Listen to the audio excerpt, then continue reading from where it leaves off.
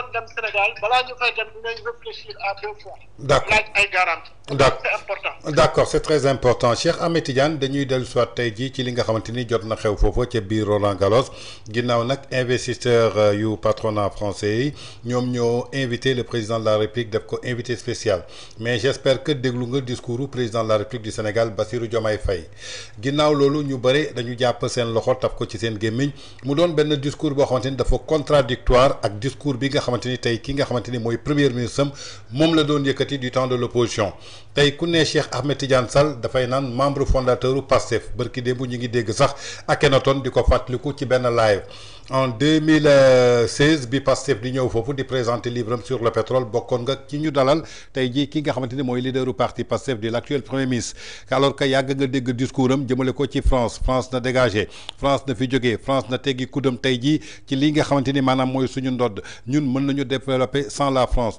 soxlawuñu tey jii li nga xamante ni maanaam mooy investisseurs internationaux yi lu ñu soxla mooy souverainisme tey bi nga dégloo discours u Diomaye mu doon benn discours bu contradictoire ak discours bi nga xamante ni tey jii kii di leaderu parti Pastef bi porté le président de la République tey jii ci poppu Sénégal maanaam dafa wuute tey yow ban lecture nga ciy def en tant que secrétaire général u Front de résistance de la diaspora sénégalaise.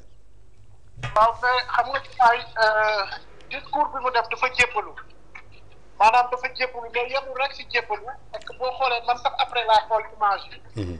le matin avant muy dem si forum bi le matin bi ko dafa xam nga dafa njëkk ndekki ak Emmanuel Macron. il a pris le petit déjeuner à l'Élysée. waaw mais boo xoolee à l'Élysée Diomaye drapeau France la sol. foofu la jéppalu bi commencé dafa sol costume bu bleu chemise bu weex cravate bu rouge. muy bleu blanc rouge. Même même s'il avait voulu faire exprès, je pense, Tange, il n'aurait pas réussi vraiment à marquer le coup comme il l'a fait, quoi. Ouais. C'est-à-dire, xam nga des fois ñu am na ñoo xam ne si xeex dañuy hisser le drapeau blanc. Ouais. ne waa bon coow li jeex mais moom drapeau bleu blanc da leen wax de jébbalu naa.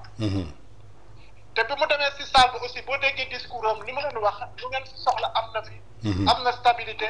politique mënuñu dem sans yéen.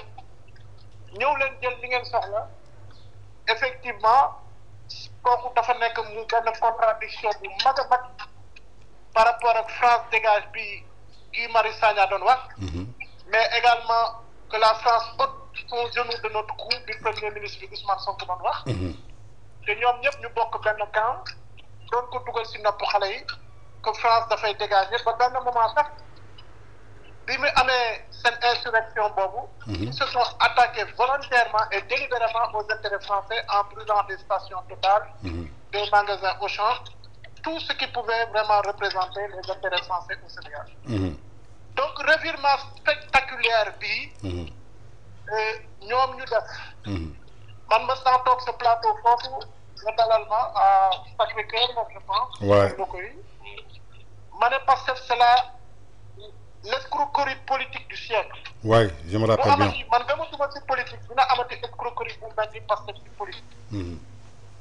mais aussi également ma donné ma bëgg a def benn précision wax nga ko. parce que même démb si gars yi ñenn si gars yi ñu gisee image bi daf leen metti ba nga xam ne. am na seen benn journaliste bu mag boo xam ne sës rek si Ousmane Sonko.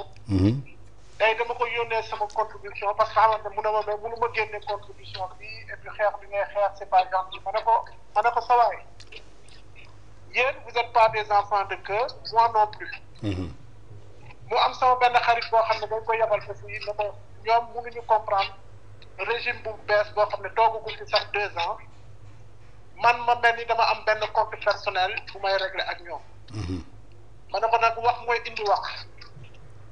ma ne ko déjà man fi ma juddoo ak ni ma mooñaale sans personnaliser le débat dama judd si kër boo xam ne ay combattants de la liberté la. donc loolu nekk sama ADN. combattant de la liberté ak xeex injustice fu ma juddoo loolu mooy seen ADN kër googu. moo benn voix dama ne yéen da ngeen di wax non balaa ngeen di jàng dox mais bu loolu yëpp bu ñu ko teggee mooy naka ñii nekk tey si bopp réew bi. dama leen xam ñenn ñi ma fabriqué leen. ñenn ñi sax ma jàpp seen loxo dugal leen ci bureau politique. may fàttali la première cellule de tout Dakar la région de Dakar. Ouais. keroog ba ma ko waree taxawal la première cellule de tout Dakar maa ngi koy wax sama baat sa kaw parce que askan France ak diaspora bi la wax. mais xamul li ma samp Dakar. maanaam keroog bu ma waree samp la première cellule de Dakar. dama jël cër bi ma jox ko Maïmouna Ndour Maïmouna Dieye ma ne ko comme yow Dakar Plateau kii Patte d'Oie nga dëkk te yaay tu es la seule femme. du comité de pilotage de Pastef dama lay jox cër bi nga njëkk a ibbi cellule Patte d'Oie ñu ñëw ibbi la première cellule Patte d'Oie man pour la forme mu ibbi la première cellule Patte d'Oie mais la deuxième cellule mu ngi ko defee Dakar Plateau en présence de Ousmane Sonko nijaayam bi nga xamante ne qui fait office aujourd'hui de protocole de chef de protocole Djibi Ndiaye en présence de Birame Souleye Diop et en présence de Abdoulaye Baro et en présence de Matar Sène qui était le trésorier du parti. ba nijaayam daf ma ne gis nga parti bi yëpp ñëw nañu mooy wane cër bi ñu la. donc Pastef du ma si ku tuuti.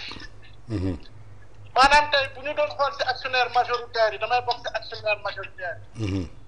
loolu nag yàllaa ko dogal loolu diggante 2014 ak 2017 loolu Sénégal la.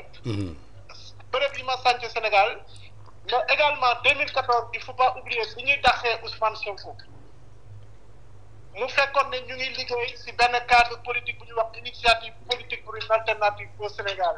mu nekk kuréel boo xam ne ay parti politique ko sos parti politique bu ñuy wax diisoo ku ñuy wax Taymiyya Ibn Silla jiite ko. parti politique bu ñuy wax Pastef Ousmane Sonko jiite ko ak man mi nga xam ne dama beddeeku woon moment boobu génn alliance pour la république.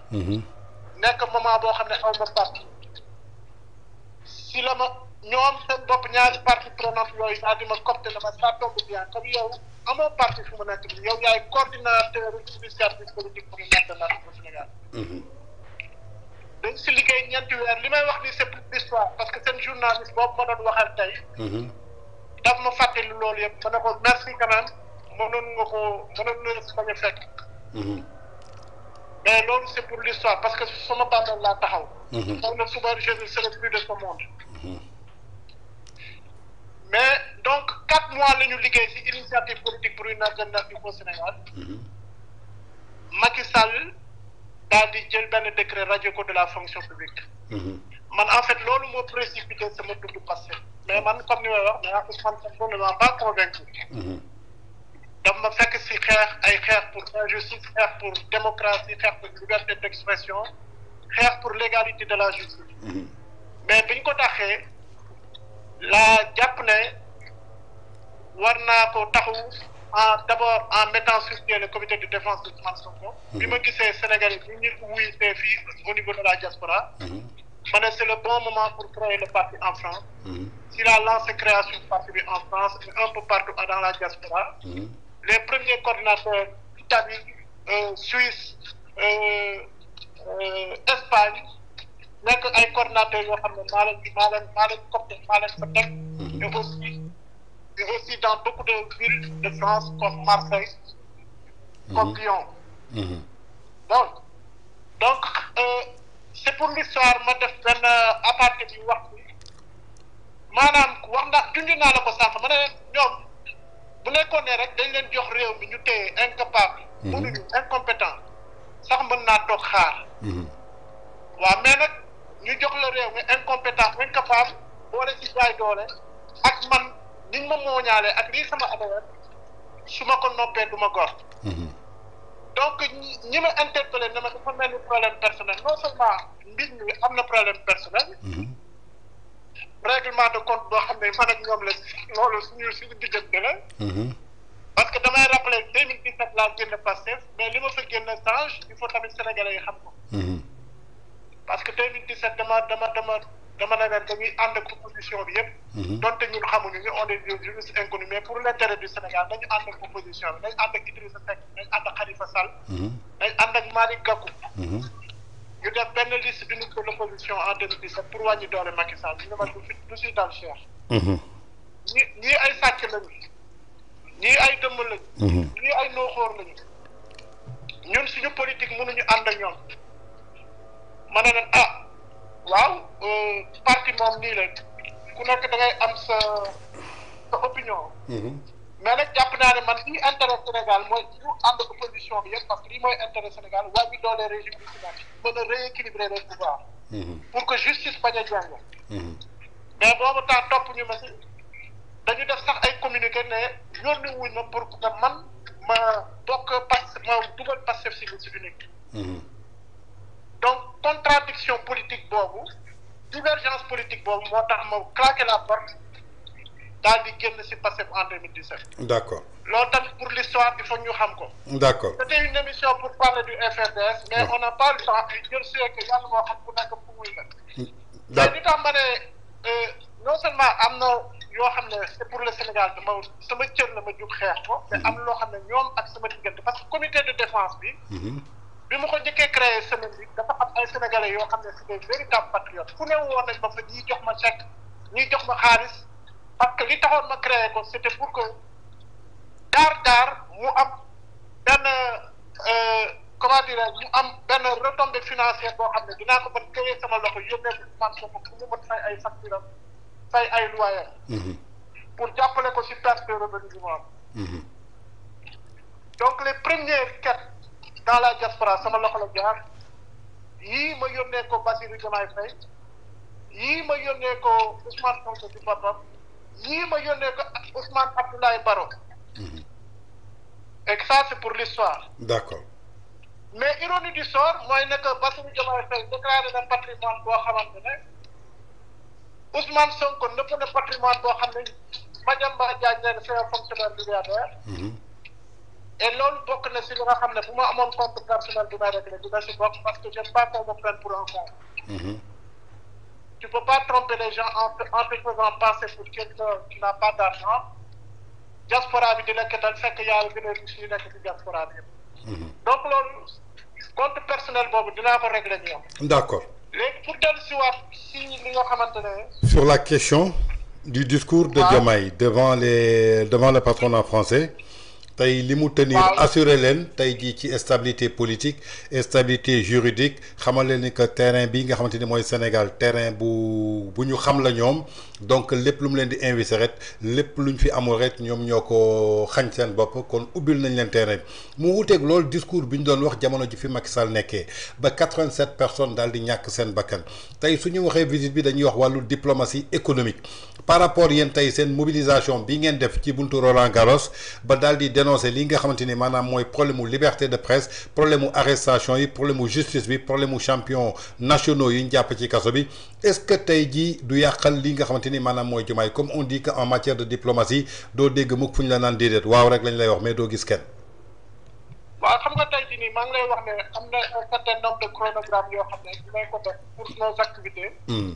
notamment ay correspondance yoo xam ne war na dem ci député français yi. war na dem ci organisation des droits de l'homme yi. war na dem aussi ci association des défense des femmes victimes. des femmes victimes de violence. mais également aussi dina dem ci les partenaires financiers et techniques. waaw loolu bokk na ci li nga xam ne front bi décidé na ko ba mettre en place un comité de rédaction de ces différentes correspondances. waaw parce que